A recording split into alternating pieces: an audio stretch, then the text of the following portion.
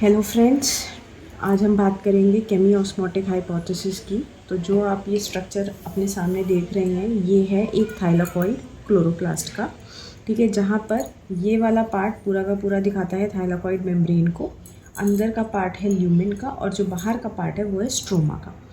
अब हम सबसे पहले बात करते हैं कि केमी-ऑस्मोटिक हाइपोथेसिस में हो क्या रहा है।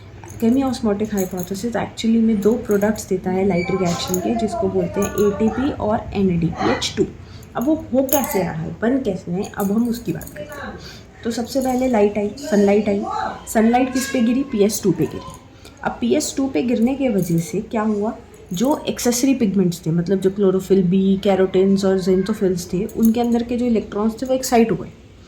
अब जब वो इलेक्ट्रॉन्स एक्साइट हुए तो वो गए रिएक्शन सेंटर के पास। रिएक्शन सेंटर क्या है, क्लोरोफिल ए, ठीक है, क्लोरोफिल ए के पास गए तो वहाँ पर इलेक्ट्रॉन अभी है। उसके अलावा PS2 में क्या हो रहा है, जो सनलाइट है उसके वजह से वाटर का क्या हो रहा है, ऑक्सीडेशन, मतलब कि वाटर स्प्लिट हो गया। वाटर स्प्लिट हुआ तो उसने क्या रिलीज़ किया, H+ आयंस रिलीज़ करे, O2 रिलीज़ किया। O2 तो हो गया डिफ्यूज़, O2 को हमने डिफ्यूज़ कर दिया, H+ आयंस और इलेक्ट्रॉन। अब इस इलेक्ट्रॉन का क्या होगा, ये इलेक्ट्रॉन इस पूरे के पूरे सिस्टम में रन करेगा। अब ये पूरा का पूरा सिस्टम क्या है, अब हमारे पास थाइलाकॉइड मेम्ब्रेन में PS2 है, PS1 है और साथ में है ETS। ETS क्या होता है, ETS is electron transport system, जो कि इस इलेक्ट्रॉन को चलाएगा। तो अब जो ये इलेक्ट्रॉन था ये कहाँ गया, PS2 से होता हुआ ये गया प्लास्टोक्यूनिन के पास। अब प्लास्टोक्यूनिन क्या है, प्लास्टोक्यूनिन एक्चुअली में तो हाइड्रोजन कैरियर है, उसके साथ साथ ये इलेक्ट्रॉन कैरियर भी है। तो इसने क्या किया, इसने इलेक्ट्रॉन भी ले लिया और इसने हाइड्रोजन भी ले लिया, ठीक है। अब ये जो प्लास्टोक्यूनिन है, इसने हाइड्रोजन और इलेक्ट्रॉन के साथ जब ये आगे बढ़ा तो ये बढ़ता है, जाता है साइटोक्रोम B6F के पास। अब साइटोक्रोम B6F क्या कहता है, जी देखो ऐसा है, मैं तो इलेक्ट्रॉन ले सकता हूँ, I can not take hydrogen. तो अब प्लास्टोक्यूनिन से वो हाइड्रोजन कहाँ आ गया, ल्यूमेन के अंदर आ गया, ठीक है। अब बात यहाँ आती है कि प्लास्टोक्यूनिन ने वो हाइड्रोजन लिया कहाँ से था, प्लास्टोक्यूनिन ने हाइड्रोजन लिया था स्ट्रोमा से, ठीक है। तो अब वो हाइड्रोजन स्ट्रोमा से उठ के कहाँ आ चुका है, ल्यूमेन में, by the help of this plastoquinone. अब साइटोक्रोम B6F के पास क्या आ गया है, इलेक्ट्रॉन आ गया है। अब जब ये इलेक्ट्रॉन आगे ट्रांसपोर्ट होगा तो ये रिलीज करता चला जाएगा बहुत सारी एनर्जी। अब वो जो एनर्जी है वो क्या करेगी, ये जो H+ आयंस यहाँ इकट्ठी होती जा रही है ना, वो एक तरीके का क्या बनाती जा रही है, बड़ा सा गुब्बारा बनाती जा रही है। H+ आयंस, बहुत सारी एनर्जी जो कि कभी भी फट सकता है, ठीक है। तो अभी हम बात करते हैं यहाँ पर क्या है, एनर्जी है जो कि इलेक्ट्रॉन्स ने रिलीज करी है, उसके साथ साथ H+ आयंस इकट्ठे हो रहे हैं। अब ये इलेक्ट्रॉन पूरी एनर्जी अपनी कहाँ दे चुका है, ल्यूमेन में दे चुका है, मतलब ये इलेक्ट्रॉन अब कहाँ आ चुका है, ग्राउंड लेवल पे इसकी एनर्जी आ चुकी है। तो ये PC क्या है, प्लास्टोसाइनिन। प्लास्टोसाइनिन की हेल्प से ये जाएगा PS1 के पास। अब PS1 भी, इसके पास भी सनलाइट आ रही है। अब PS1 के पास जब सनलाइट आई तो ये जो इलेक्ट्रॉन है ये फेरेडॉक्सिन से होता हुआ, फेरेडॉक्सिन के बाद फेरेडॉक्सिन NADP रिडक्टेज एंजाइम की मदद से जो NADP है इस इलेक्ट्रॉन को ले लेगा, कहेगा I will accept this electron. तो यहाँ पे इलेक्ट्रॉन एक्सेप्ट हो गया। अब इलेक्ट्रॉन को एक्सेप्ट करने के साथ साथ ये एक्सेप्ट करता है हाइड्रोजन को। अब ये हाइड्रोजन कहाँ से आया, ये हाइड्रोजन भी स्ट्रोमा दे रहा है।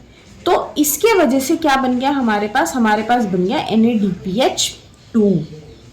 ये है पहला प्रोडक्ट किसका, लाइट रिएक्शन का। उसके साथ साथ अब हमारे पास, हम यहाँ बात करते हैं, अब यहाँ पे H+ आयन जो वाटर स्प्लिट हुआ था उसके वजह से भी है, यहाँ पे हाइड्रोजन आयन जो प्लास्टोक्यूनिन ने दिया था उसके वजह से भी है, और यहाँ पे बहुत सारी एनर्जी है जो कि इस इलेक्ट्रॉन ने साइटोक्रोम से रिलीज करी थी। तो अब क्या हो रहा है, ये जो पूरा का पूरा अंदर बन रहा है इसको बोलते हैं प्रोटॉन ग्रेडियंट।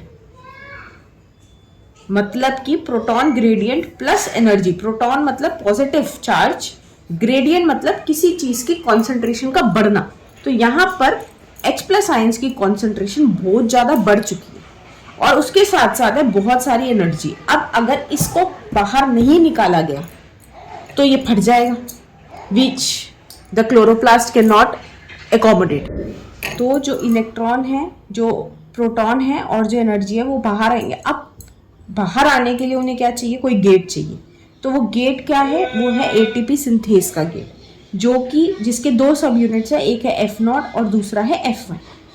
तो F0 से H+ आयंस बाहर आते चले जाएंगे, they will be entering the stroma back, ताकि वापस से प्लास्टोक्यूनिन उसे यूज कर सके, वापस से NADP यूज कर सके।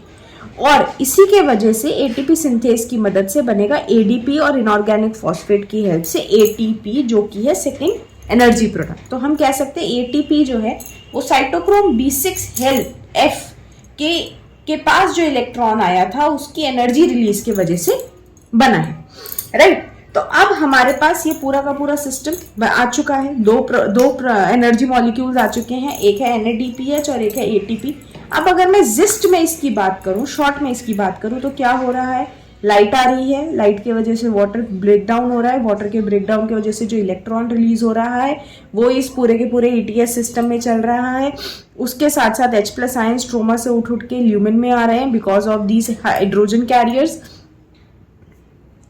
फिर जो इलेक्ट्रॉन है उसको फाइनली NADP ले रहा है ताकि वो NADPH बना सके। इस पूरे के पूरे प्रोटॉन ग्रेडियंट की क्रिएशन की वजह से हमारी ATP रिलीज हो रही है। तो ATP और NADPH2 ये जो दो प्रोडक्ट्स हमारे पास बने, ये यूज होंगे डार्क रिएक्शन में। डार्क रिएक्शन मतलब C3 साइकिल और C4 साइकिल, जहां पर फाइनली हमारे को मिलेगा ग्लूकोज, जिसका हमें काम करना है, राइट। तो ये हमारा पूरा का पूरा क्या है, केमियोस्मोटिक हाइपोथेसिस। अगर आपको एक्सप्लेनेशन समझ आई हो तो do subscribe my channel. Thank you so much.